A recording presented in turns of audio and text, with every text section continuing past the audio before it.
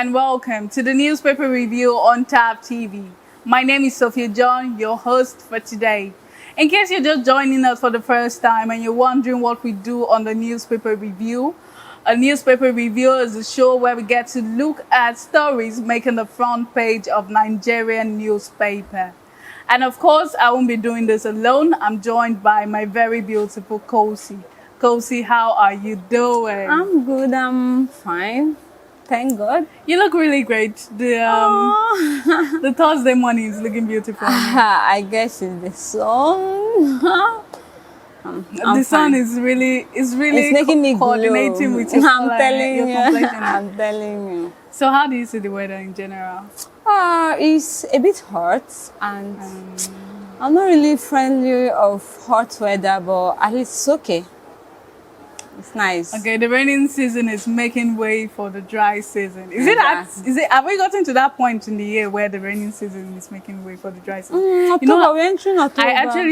I'm actually not very conscious of the seasons. Exactly. But I feel Nigerian like season is not stable. yes, Yeah, I it's feel not like it stable. rains all the time. It rains, especially in this part, certain part of the country. So it rains every day, and you can't predict when is the dry season, or even during the dry season, most times it rains. So It rains. you can't predict it. It's unpredictable. So. But you can predict us. All right. Make sure you follow us on all our social media platforms. Follow us on Facebook. We are Tab TV NG. Follow us on Instagram. We are Tab TV _NG. Follow us on TikTok. Tab TV _NG. So do well, follow us, and be a part of our show. Like, comment, subscribe. All right, without no further ado, we'd like to head over to our first newspaper for the day. We'll be looking at the Daily Sun newspaper. The Daily Sun is leading. FG considers options to abort Labour strike. Sub-stories under that: Moore's court injection. MAN orders urge government Labour to factor well-being of Nigerians and avert the strike. Afenifere calls for more consultation. Tinubu may unveil fresh palliative on October 1st broadcast. You can read this all on page 6 of the Daily Sun newspaper. NAF strikes IPOB/ECN hideout in Anambra, Imo, and that's on page 4 of the newspaper. Angry directors petition presidency over alleged AGF age falsification orders, and that's on page 25 of the Daily Sun newspaper. Fire kills 113 at Iraq's wedding. Arrest warrant issued for owners of wedding hall. That's on page 27 of the newspaper. Bandits sack Niger community. Okay, let me take that again. Bandits sacks Niger community, established camp, villagers flew, and that's on page 5 of the newspaper. Abia plans takeover of Ojuku's bunker war museum from the federal government, and that's on page 8 of the newspaper. And that's all we'll be taking on the Daily Sun newspaper. Because I would like your thought on the Labour strike. That's the lead story. FG considers option to abort Labour strike. There's been a lot going on A the whole Labour. lot. A lot of front and back between the Labour Union and the federal government. And to think top it all, I feel the government are using them for jokes because owing to the fact that since the second quarter of this year, there've been some series of on and off NLC strikes. And as of this month, there has been 5th and 6th, then back on 2 days warning strike. And this is not even the issue. As of 1st August, they proposed that they moved the motion quite alright that they are going to embark on strike if the government didn't meet to their demands. And when you look at this, you see that the demands we're even talking about are things that are meant to come naturally to a country that claims to be civilized. Yeah, no, we've not attempted that level of civilization the Western world are now, but at least we are developing, right? But owing to the fact of look at things that has been happening, especially this year, and to think that on Sunday, 1st October, that will be celebrating our independence, is still something that I'm not proud of. Yeah, Yes. because Nigeria should be 60 something, right? 64, 65, 64, 63, okay, 63 right? years, 63 years. Nigeria. And 63 years, we can't even boast of anything. Yeah. Like, we can't boast of, we claim to be independent, but look at the states the country is. We've been experiencing fuel subsidy, which has led to hike in price of things, both fuel price and food stuff. Also, like Insecurity, we are the battling. unemployment rate now has risen.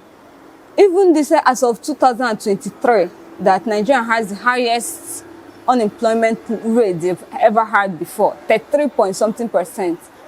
And now this Labour Congress, I feel they are the only, okay, not just them, even ASU too. NLC and ASU are the two major unions that are still standing strong ever since they started all this. They've given the right for protest and all that, as long as it's peaceful one. But this now they've been clamoring for increments in salary and all that. The government, I feel they've been postponing all these things. They've been trying to buy time, which is wrong. You can't tell me that things are getting tougher. People are suffering. A family of 4, depending on 30,000 naira minimum wage, is wrong. And as of beginning of this week, they were saying something. They said that the private sectors, that they are trying to hinder their strikes, and which is normal, owing to the fact that once they increase the strike, the minimum wage, the private sector will be forced to increase theirs. Yeah. You understand? You don't tell me I'm working in the private sector and I'm being paid lower than what they are paying someone that is working in the federal sector. Yeah. You understand? And now the government, if they actually put the interest of the citizen at heart, I feel the first thing they should do is to heed to their Their demand. to their demand, because they've removed the fuel subsidy, right? Yeah. Secondly, what they have to do, at least the money that is supposed to be channeled to that place, the trillions, these are the things they're supposed to have channeled it in things that will generate more revenue for them to be able to pay their workers. You understand? And now they're saying that the federal government are saying that they won't go to that if they this, because they've already threatened that if nothing is being done from now to 3rd of October, that they are going on indefinite strike. And you know what it means? Imagine NLC be on strike indefinitely. That means a whole lot of things. Just the 2-day strike they did, a whole lot of people went on strike. Nothing was working. And imagine them going on strike indefinite. It's going to affect a whole lot of things in the country. It's not just even the economy that we are trying to at least patch up. It will deteriorate more. So, and I feel if they actually have the interests of the citizens, the first thing they should do is reach an agreement, at least increase it for them. Because the Nigerian government spends exorbitant amount of money on things that are not relevant. People are collecting more than millions. Most sector in the government are collecting millions every month. And why can't they just hit to these people's demand? Now they are saying that they want to go to court. That if the Labour Party should do anything, they are going to court.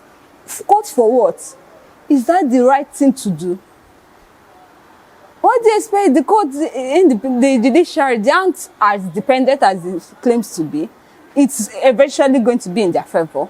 But still, the country, in this type of situation where the people are not happy, everybody is clamoring for help.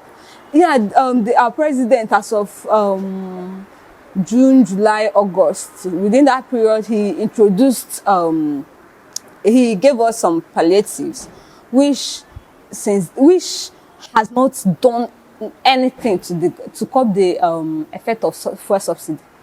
It has not, because a lot of we saw in different places where even in Ondo State Governor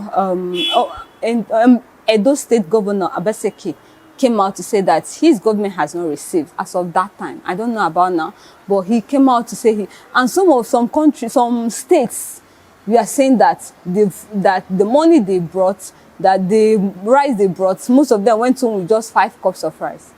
What would 5 cups of rice do to Nigerians, or do to a family that has about 6 kids, a family of 8, for 5 cups of rice? And it's just a momentary part. Why not channel this palliative to things that will at least yield more things for Nigerians in a long run? You understand? That's why I applaud some of the governors that had some initiative that they had to invest the money in transportation. At least, even if it didn't reach everybody, but the level of the price of at least most people will benefit. Yeah. You understand? Most people will benefit in such a way that you know that once there is free bus, you just enter.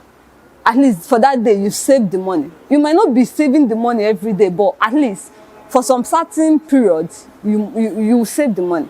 You understand? At least this will make everybody to benefit, not the one that they will channel it. And I used to say that palliative in this country is an avenue for more looting. And now the president is saying that he might. People are saying that the president might on 1st October bring more palliative. This it won't do Nigeria any good. It's just like you telling a hungry man, giving the hungry man food. He will still come back to depend on you. It's not possible. You teach them how to fish. That's the best thing the government is supposed to do. Teach them how to fish so that they won't continue depending on palliative. So when are we Nigerians going to depend on these palliative incentives? Till when? It's not possible. So I feel that this should channel down billions they are bringing, because most people are not benefiting from this. Most vulnerable people they claim they are going to give it to, they are not. Most of them now, most state governments are hoarding these palliatives, keeping it for the next election, which is wrong. They should use it and build things that will generate more, that will benefit Nigerians. Build an establishment. At least, and we know that this is, that even if we are suffering, there's one Igbo day that like the hunger that has hope, it doesn't kill. You know that in the long run that you still benefit from it. Build some things, employ people. If you know what you are good at, come and learn it. Give them some money to start up. At least, not just imparting, you've imparted in that person's life. Learning skills now is very costly. It's super costly. I don't know about you, but it's too costly. And now the country or the world is going technologically. There are a lot of things they're supposed to do in terms of investing more in technology. Nigerians, we are talented, we are intelligent, we are brilliant. All we need is the right environment. You understand? So I feel that the government should at least please hearken to the voice of the NLC, because once they go on strike, a lot of things will be affected. And not just both the economy that we are trying to patch up, it will also deteriorate more. So and even some unions like the Yoruba leaders, they are begging the government to at least not go to court. Yeah. You understand? Then going to court now, because on what basis? These people are doing this thing. These people are doing this thing legitimately. As a Nigerian, you have the power for freedom of speech, freedom of protest, as long as it's peaceful. And they are not using violence, or unless the government can use some hoodlums to instigate violence. You understand? So I feel they should please hearken to their demand and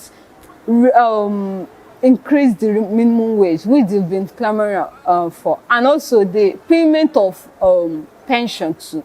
Because these people, most people that work for the government, when they finish, they don't have anywhere to fall back at. So, and it's the other money that they are using and all that. Payment of pension is actually a very long story because personally, I've experienced something like that. Pension has affected some people very close to me. I remember my grandfather, sadly, he's dead. Before he died, he was fighting for his pension for years. Until now, he's yet to be paid. It's actually a sad story for another day. All right, let's head over to our next newspaper for the day. We'll be looking at the Daily Independent. The Daily Independent is leading. Afenifere asks Obasanjo to apologize publicly to mourners. Sub-story under that, tax Southwest governors on Dow for social economic development. You can read that up on page 6 of the newspaper.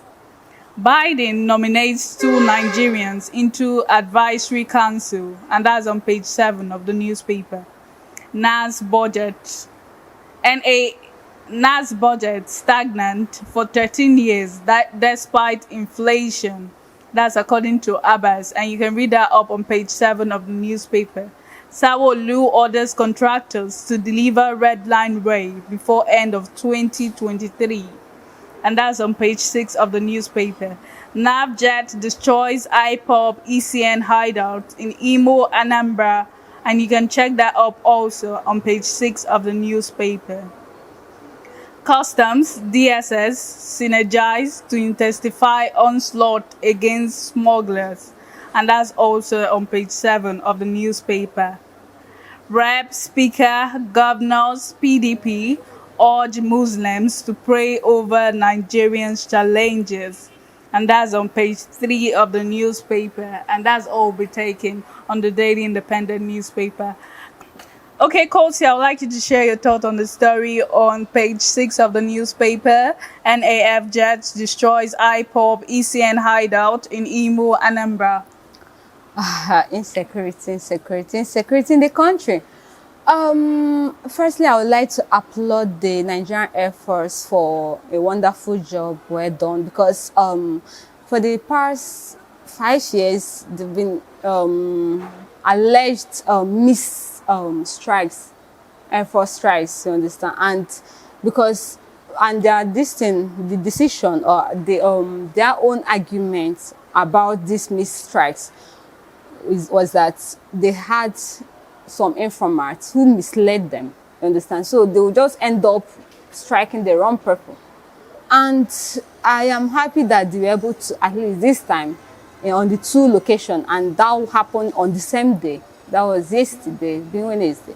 So they were able to locate their place, and they were able to destroy the place. But they should still remain. Destroying that place, it is still not the best thing, because this issue of insecurity is still there. They will still go to another base, and they'll still start their life and everything afresh. You understand? And this issue of insecurity is still there. So what are the things what are those things the government has to do to at least curb the insecurity in Nigeria? Firstly, I feel we don't have enough equipment. I hardly go to a place and I'll see CCTV camera. These are the things that are very important that will aid all the security agents to identify criminals and identify their abroad. Imagine Nigerian having mounting CCTV cameras. I feel that the lawmakers, these are the things they're supposed to, these are the motions they are meant to, these are the projects they are meant to carry out to curb insecurity in Nigeria. At least we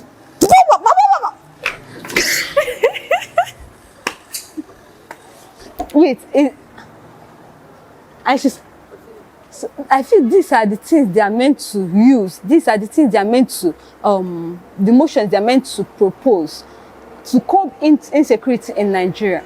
Because imagine Nigerian having all the CCTV camera mounted in streets, in all these private and public facilities.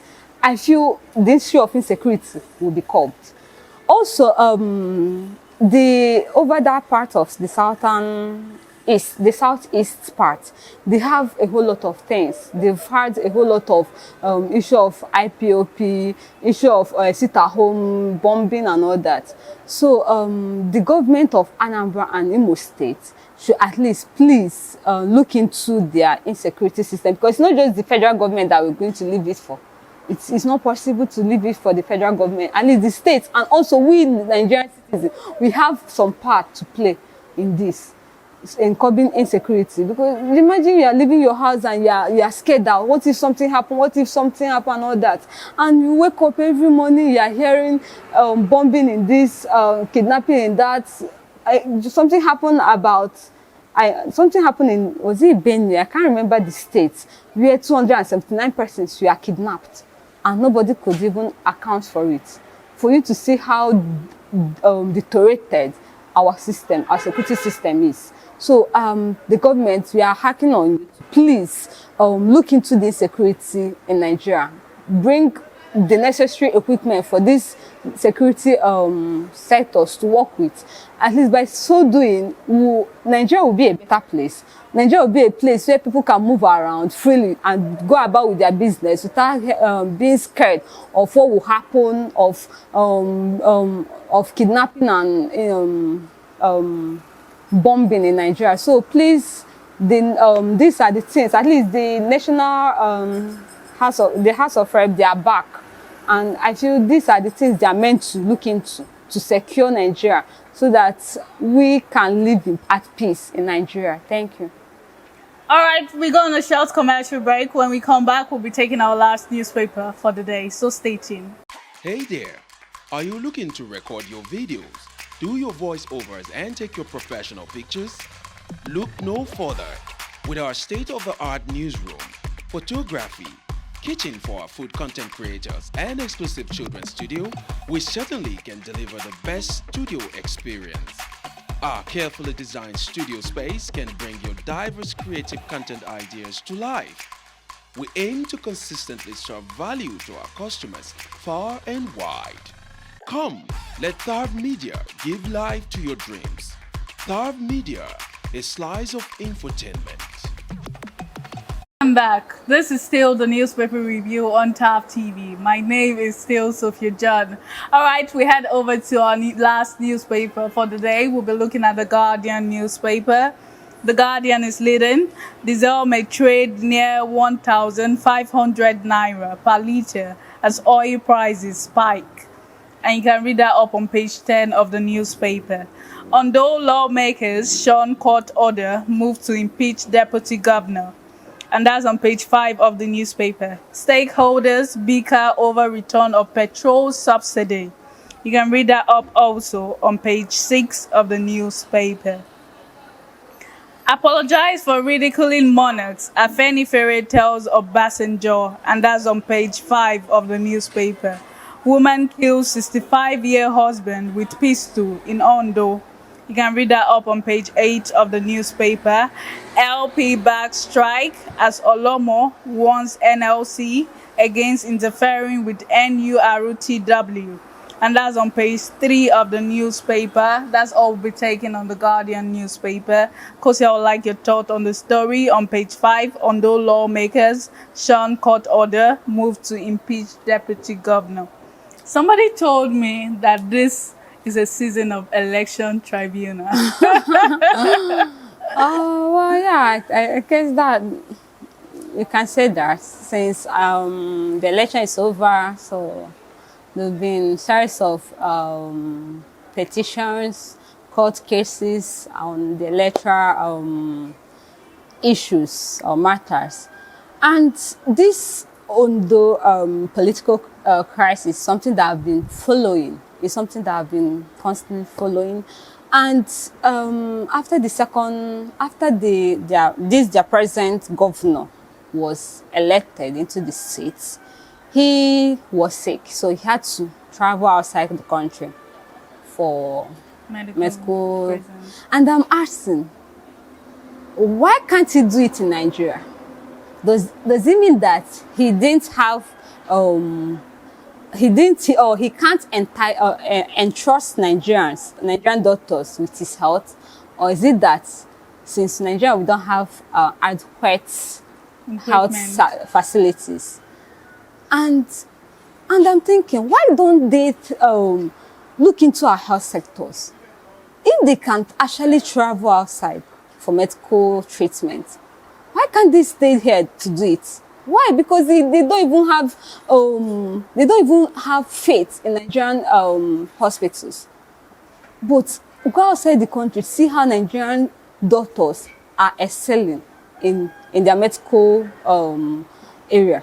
And I'm asking, are they not supposed to look at all these things? Are they not supposed to give Nigerian doctors an enabling environment for them to practice it? That's why the issue of Japa has come on an increase. Because the people go outside the country for greener pasture because you cannot pay them. And for the politicians, once there is medical health or challenges, they travel outside, leaving us to suffer their burden, which is not supposed to be something that is supposed to be happening. You can't hear, you will never hear that an American person got sick and the person traveled down to Nigeria for treatment. It's not possible. And we are saying that we are free from the shackles of colonialism. Are we truly free? Back to the political crisis. He traveled, and ever since then, the National Assembly bestowed the power of leadership on this deputy, who is Lucky. I can't Lucky. He and ever since then he has been the one managing the political affairs in Ondo State. And recently he came back. Their governor came back. Akeredolu. He came back and he found out that the deputy governor has put some persons in strategic places, like in the media. He has his people. He even removed some of his own to put. So when he came back, he had to sack the person managing the media. I can't remember, but the person managing their media sector. So he had to sack the person, and ever since then, they found out there was an alleged allegation of against the deputy that he's trying to take over the government. Can I start afresh? Let her start afresh. No, let her start afresh. Let me start afresh. Please, I beg in the name of God. Okay, just start afresh. No, I will remind her. Alright, let's go. Let me ask her the question. Take a deep breath.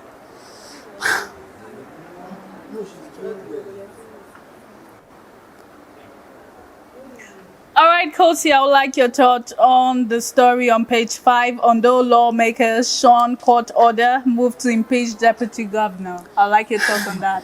Well, this story that I've been following, this Ondo State political crisis, this is something I've been following fully well.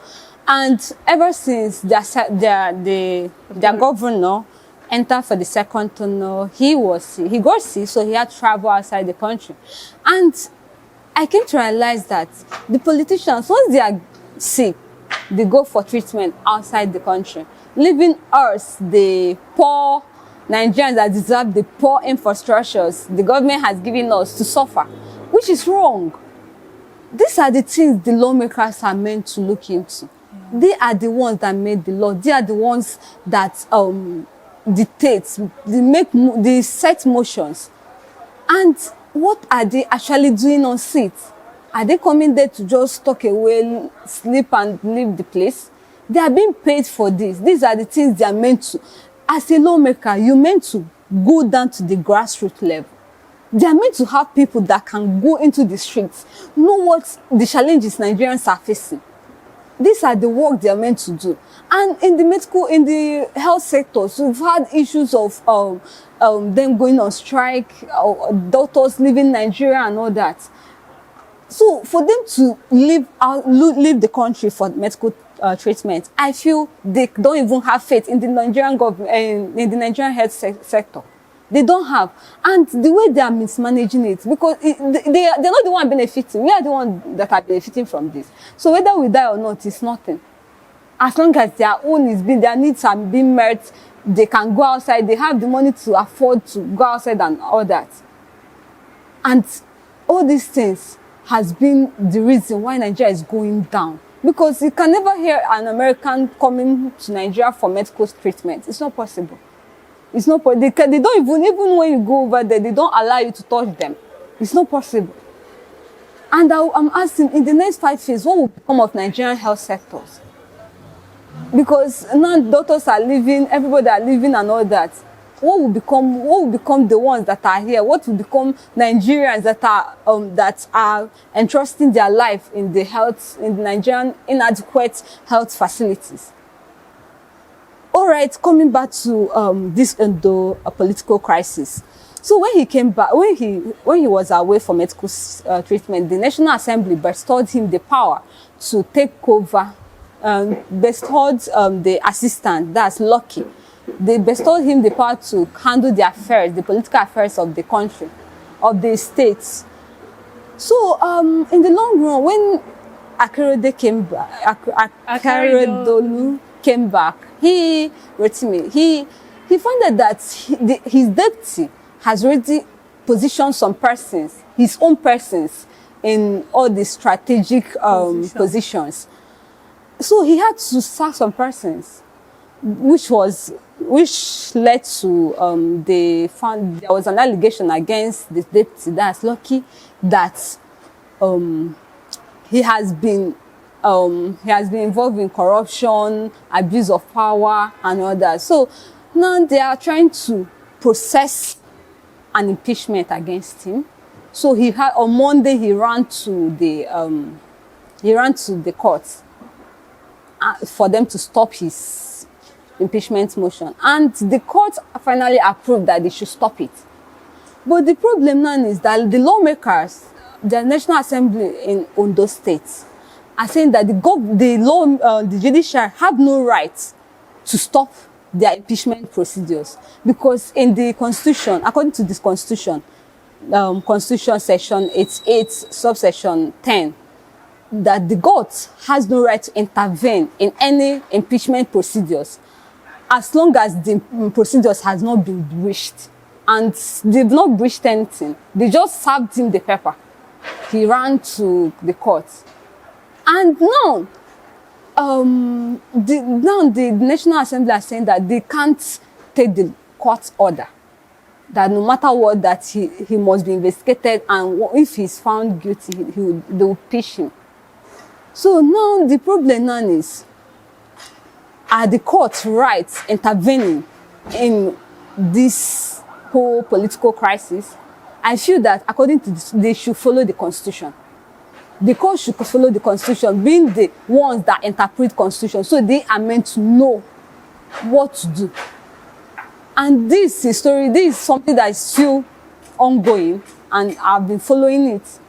And on the long run, let's know what will happen, because right now they've not come to any conclusion. Right now they've said they're going to investigate him and all that. So they've set up panel that will investigate him, whether he has abused his power as they alleged. Because right now nobody knows whether he is true or that.